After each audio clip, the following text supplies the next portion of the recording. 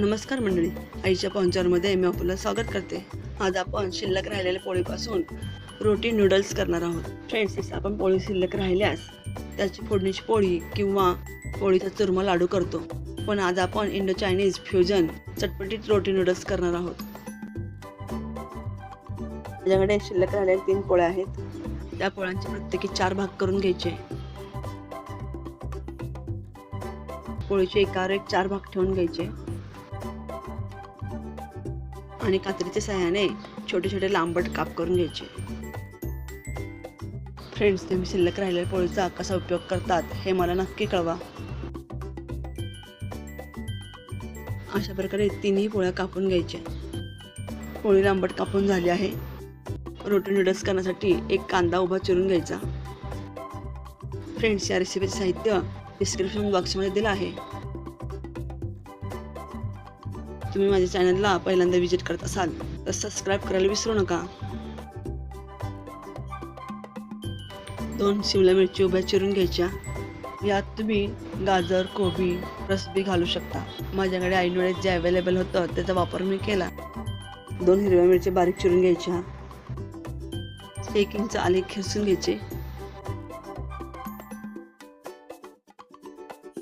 4 मोठ्या लसणाच्या पाकळ्या खिसून घ्यायच्या. ही आपली पूर्व तयारी झाली.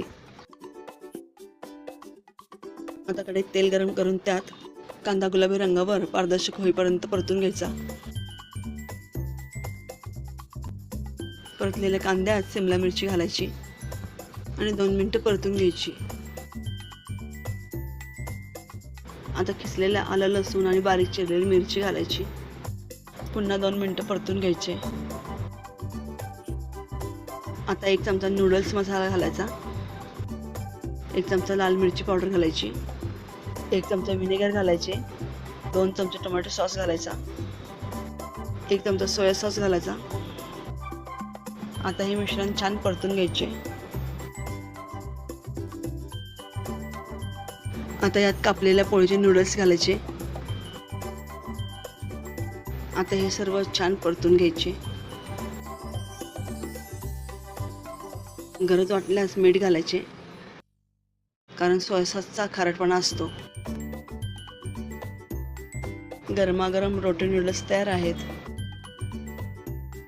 हे रोटी नूडल्स लहानांपासून मोठ्यांना सर्वांना आवडतील असे आहेत आणि आपल्याला शिल्लक राहिलेल्या पोळीचा योग्य उपयोग झाल्याचे समाधान.